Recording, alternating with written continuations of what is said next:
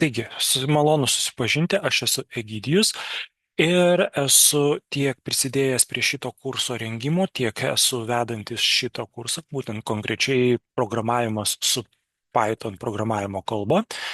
Ir šiek tiek dabar pristatysiu patį kursą, kas jo metu yra išdėstoma, kalbama, parodysiu, šiek tiek parodysiu įrankius, su kuriais jūs mokintumėtės dirbti. Ir parodysiu keletą projektų, kuriuos daro žmonės, kurie nori, kai mokosi šitą kursą, kaip baigiamąjį darbą. Ir tas baigiamasis darbas tai nėra toks, kad būtų atsiskaitome ir pasidedame pliusą. Tai yra tai, ką jūs potencialiai galite parodyti savo darbą būsimam darbdaviui. Tai reiškia, jeigu jūs įgyjate naują kvalifikaciją ir norite nueiti su šito kurso baigimu į kokią nors darbovietę, jūs tą projektą, kurį darote kaip baigiamąjį darbą, tik jūs jį galite pateikti kaip įrodymą, kad išmokote, kad tai galite kažką tai padaryti. Tada po truputį viską. Dabar aš pasidalinsiu ekranu ir keletą įvadinių skaidrių parodysiu, kurios yra kartu ir mūsų tos kurso įvadinės skaidrės. Taigi, jeigu atėjote čionais, tai vadinasi šiek tiek domitės programavimu, daugmaž įsivaizduojate, kas tai galbūt yra, bent jau kažkur tai esate girdėję. Ir vienas iš šių dalykų, kuriuos jūs galėjote pamatyti visose darbo skelbimo puslapiuose, CV Online arba CV Market puslapiuose, jeigu ieško, aišku, priklausomai nuo to, kokios srities ieško, bet viena iš labai dažnai pasirodančių skelbimų, kur prašomi įgūdžiai yra du: Python programavimo kalba ir SQL struktūrinių užklausų kalba. Jų ieško įvairūs DOM pobūdžiai. Dažniausiai tai būna duomenų inžinieriai, duomenų analitikai. Taip pat jūs galite pamatyti skelbimus, kur, pavyzdžiui, susiję su IT struktūros administravimu. Tai reiškia, jeigu valdyti tam tikrus serverius arba automatizuoti veiksmus, kai tam kažkokioje tai infrastruktūroje.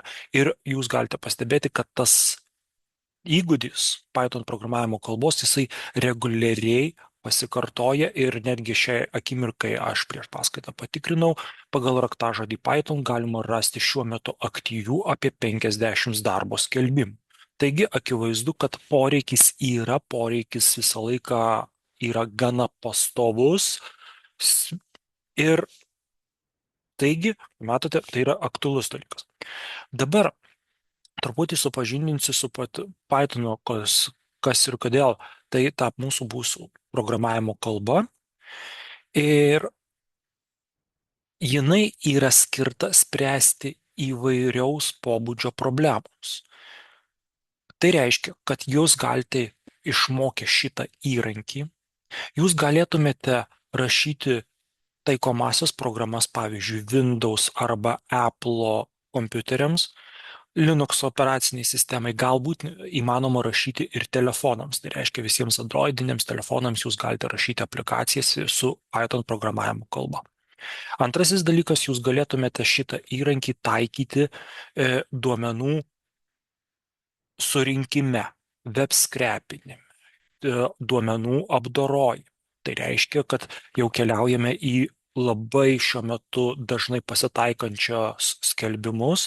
Tai reiškia, kur yra duomenų inžinieriai, duomenų analitikai ir kur yra prašoma turėti Python programavimo kalbos įgūdžių.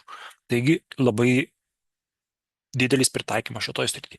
Taip pat Python programavimo kalba gali būti panaudojama ir web puslapių kūrimui. Tai yra atskiras vėlgi pritaikymas. Tai reiškia, jeigu jūs pramokstate Pythoną, jūs galite kurti internetinės svetainės su tam skirtais Pythono įrankiais. Ir automatiškai pagrindiniai privalumai, čia bus mano reklaminis dalykas, tai reiškia labai daug kitų žmonių sukurtų įrankių, kuriais jūs galite pasinaudoti, spręsdami savo problemas. Tai yra vadinamosis daug bibliotekų, daug įvairių įrankių. Ir labai svarbus yra dalykas, dėl ko, pavyzdžiui, jeigu jūs nesate susidūrę su Pythonu, bet galbūt esate susidūrę kažkada tai kažkuriuo tai metu mokykloje, universitete, kolegijoje su Paskaliu arba kitomis programavimo kalbomis, tai pagrindinis dalykas ateinant naujokui yra labai labai lengva sintaksė. Dėl to, pavyzdžiui, toks įdomus faktas, kad dėl to šitas Pythonas jau yra pasirinktas ir mokyklose, kad mokintų žmonės, kad neišgazdintų su programavimu, kad nedingtų noras ir užsidegimas. Pythoną jau dabar rekomenduojama visiškai pradedantiesiems. Tai reiškia, jūs turite labai mažai taisyklių, kuriomis turite vadovautis rašant savo kodą. Tiesiog labai nedidelis kiekis, labai paprasta, elementaru ir tvarkinga. Taigi lengva sintaksė. Taigi vienas iš didžiausių tokių privalumų. Tai čia jūs kartu matote visus surašytus pagrindinius privalumus, dėl ko šitas įgūdis, šita programavimo kalba yra versle, akademiniuose sluoksniuose ir apskritai taikoma įvairi. Tai daug bibliotekų, labai paprasta sintaksė. Ir svarbiausias dalykas, jūsų parašytas kodas vienodai be pakeitimų veiktų ir Windows operacinėje sistemoje, Microsoft kūrime, tiek, pavyzdžiui, Apple kompiuteriuose. Tai reiškia, kad jūs neapsiribojate, jūsų, pavyzdžiui, ateityje kūriamas produktas tikrai neapsiribotų viena arba kažkokia tai sistema, platforma, o tai yra labai didžiulis privalumas. Aišku, automatiškai čia aš esu paminėjęs tokį dalyką, trūkumą, tai yra interpretuojama bendro pobūdžio programavimo kalba. Ką tai reiškia? Besimokinant kartais būna tokių situacijų, kada žmogus, kai reikia išmokti šitą įrankį, atlieka kažką tai ir daro 2 valandas, 3 valandas, 4 valandas, sako, jei veikia ir viso to rezultatas tiesiog parašyta programa, kuri atlieka labai paprastą elementarų veiksmą, pavyzdžiui, kažkokią tai sudėtį arba nesudėtingus skaičiavimus. Tai šitoje pradžioje kartais būna, iš karto informuoju, kad būna kartais sunkumas tiesiog pasiekti kažkokį tai rezultatą, bet tai nereiškia, kad jūs jo negalėtumėte pasiekti. Taigi čia pareklamavau Pythoną, kodėl jisai yra išpopuliarėjęs, kodėl jo naudojasi dabar verslas, nes jisai yra žiauriai lengvai išmokstamas iš vienos pusės. Tad dabar vienas iš tokių tikslų, kuriuos mes keltumėme šio kurso metu apskritai įvaldant programavimą, kreipsiu dėmesį, 3 yra pagrindiniai ir prioritetų mažėjimų tvarka - skaityti, suprasti kodą, keisti kodą ir sugalvoti ir parašyti patiems. Ką tai reiškia? Kai jūs praimate naują įrankį, pirmasis yra dalykas - gebėti suprasti, ką jūsų kolegos davė, ką davė žmonės, rašydami tutorialus, dokumentaciją ir panašiai. Tai yra pats pagrindinis įgūdis. O tada, kai jūs jau galite pamatę kodą, jūs sakote, čia man viskas yra aišku, tada antrasis įgūdis, kurį lavintumėme, tai gali keisti kodą. Tai reiškia, jūs turite problemą, turite labai daug pavyzdžių, praktinių pavyzdžių, įvairių pavyzdžių ir juos prisitaikote pasiekdami kažkokį tai sprendimą savo. Ir paskutinis sunkiausias įgūdis, štai aš esu parašęs jį pačiu smulkiausiu šriftu, sugalvoti ir parašyti patiems. Tas įgūdis, kuris ateina po pusės metų ir daugiau nuolatinio darbo su šiuo įrankiu. Tai va. Ir dabar truputį apžvelgsiu, jeigu jau atėjote kursas, jūs žinote, kad kas galėtų būti, tai kursas yra suskaidytas į keletą tokių didelių temų. Pirmasis dalykas, kad kurso metu natūralu jūs pradėtumėte mokintis kalbos pagrindus. Tai reiškia apskritai, kaip funkcionuoja Pythonas, kaip užrašyti paprasčiausius dalykus, pasiekti norimą rezultatą. Sudėtingesnis dalykas tada būna išmokinamas bendravimas su duomenų bazėmis. Kaip minėjau pačioje pradžioje, jūs darbo skelbimuose galite pamatyti, kad Pythonas ir SQL'as praktiškai visą laiką eina lygiai grečiai, nes tai vienas įrankis yra skirtas, pavyzdžiui, duomenims apdoroti, kitas duomenims yra saugoti. Taigi mes šito kurso metu susipažįstame ir su duomenų bazėmis. SQLitas arba MySQL, čia priklauso pagal poreikį, galima taip keitis, jie yra žiauriai panašus, tai esmės nesudaro. Taip pat jūs atkreiptumėte dėmesį, jeigu analizavote darbo skelbimus, žiūrėjote.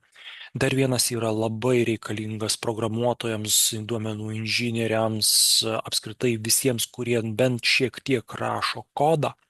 Tai versijavimas, Git, darbas su tokiu specialiu įrankiu Gito. Tai mes parodome ir visas šitas dalykas. Ir tada jau pats taikymas, mes kurso metu išmokstama kai kuriuos veiksmus automatizuoti, pavyzdžiui, perkelinėti failus, rūšiuoti, siūsti laiškus, jungiantis prie tam tikrų dalykų. Antrasis yra labai didelis darbas, tai yra, jūs žinote, kad daugybė informacijos yra sudėliota įvairiose interneto svetainėse, bet tai dar nereiškia, kad jūs jas galite tą informaciją lengvai pasiimti. Taigi dar vienas yra milžiniškas modulis, didelė tema, kuri išnagrinėjama, tai duomenų gavimas iš interneto svetainių. Kaip, pavyzdžiui, atsidaryti kokį nors Autoplius LT ir susirinkti, pavyzdžiui, visus automobilių skelbimus, jų kainas, tam tikrus parametrus ir atlikti, pavyzdžiui, jų analizę, rinkos analizę. Arba kokį nors Aruodas LT ir panašios svetainės, kurios talpina informaciją reikalingą verslui, reikalingą rinkai, jūs norite pateikti savo įžvalgas, tačiau ta svetainė su jumis to informacija nėra linkusi dalintis. Tai kaip gauti duomenis iš tokių internetų svetainių, tas vadinamasis webscrapinimas. Ir paskutinis didelis topikas, kurį jūs pamatytumėte šitas, tai į grafinės vartotojo sąsajos kūrimas su tam tikra labai funkcionalia, labai daug galimybių turinčia įrankiu, to vadinamoju, kurį aš esu pavadinęs PQT įrankis. Tai va, tokis yra dalykas. Tai va, mūsų visas kursas, kaip matote, ir suskaidytas iš esmės turi štai tokią struktūrą. Pradedame natūralu nuo pačių pagrindų ir pereiname prie sudėtingų temų kaip duomenų pasiėmimas, duomenų išsisaugojimas, kažkokių veiksmų translavimas ir grafinės vartotojo sąsajos jų sukūrimas, kas yra paprastai labai yra naudingas dalykas. Dabar manau, kad aišku, kai pamatėte skaidrės ir tikrai nieko čia dabar labai neįsivaizduojate, kad galima pasiekti, aš pademonstruosiu vieną tokį dalyką. Vat pavyzdžiui, paimkime,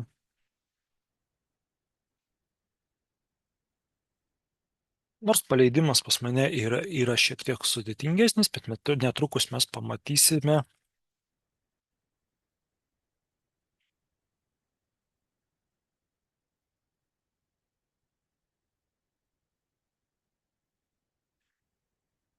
Jums pademonstruosiu, ką galima pasiekti su Pythonu, pateikiant žmonėms, pavyzdžiui, tokią duomenų analitikos, duomenų analizės projektą, tai jos čia jisai pasileidžia.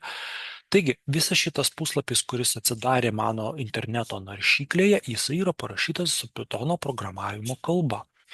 Tiek įvairios tekstai, ikonėlės, meniu yra uždėti. Ir čia šiuo atveju aš paimsiu ir įsidėsiu keletą duomenų, kuriuos aš galima pasiruošti.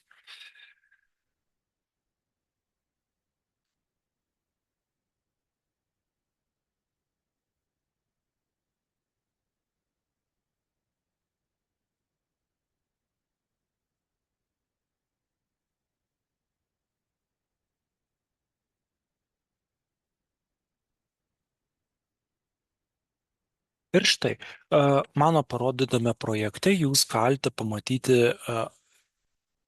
ką galite padaryti su Pythonu.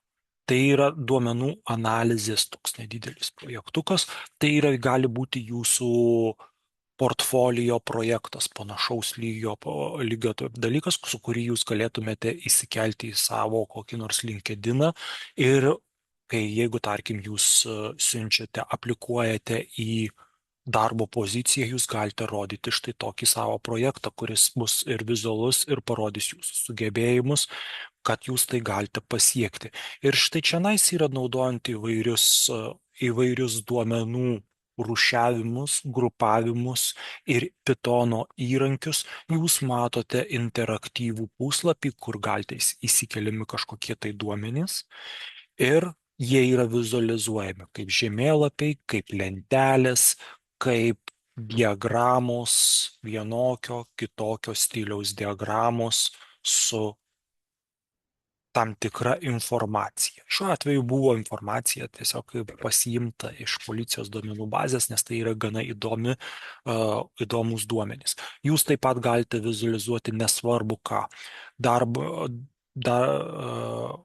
būtų, namų kainas, automobilių rinką, turizmą, ko tik tai pageidauja verslas, ko tik tai pageidauja klientas, jūsų sprendžiama problema. Tai va tokis didelis mūsų projektas.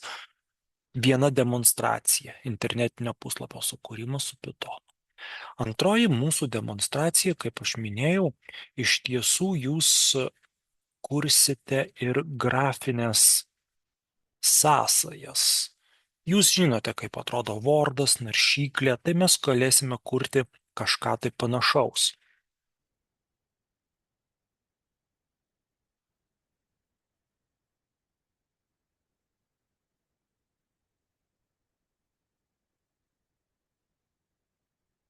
Štai, čia yra labai paprastas demo pavyzdys grafinės vartotojo sąsajos ir štai jūs galite paimti, pavyzdžiui, atlikti kažkokius tai įsikelti duomenis, informaciją ir, tai šiuo atveju labai panašaus stiliaus pobūdį pateikiu. Ir štai jūs galite, pavyzdžiui, ir taip, mes turime kažkokią tai vizualizaciją, kažkokią tai informaciją. Taip pat čia galima parašyti taikomasias programas, kuriuose būtų atvaizduojami paveikslėliai, juos redaguoti tekstą, atlikti kažkokius tai veiksmus, rūšiuoti. Tai vat čia yra 2 demo projektai, kuriuos kurso pabaigoje panašius galėtumėte sukurti jūs. Ir jie galėtų tarnauti jums kaip portfolio projektai, kuriuos jūs galėtumėte naudotis aplikuodami į kažkokią tai poziciją. Taip. Taigi, iš principo su šitais projektais, su šitais demonstracijom aš jums iš principo netgi parodžiau, koks galėtų būti baigiamasis darbas ir, kaip sakiau, jo tikslas būna tai, kad jūs galėtumėte jį pademonstruoti potencialiam darbdaviui, įrodydami savo kompetencijas įgytas.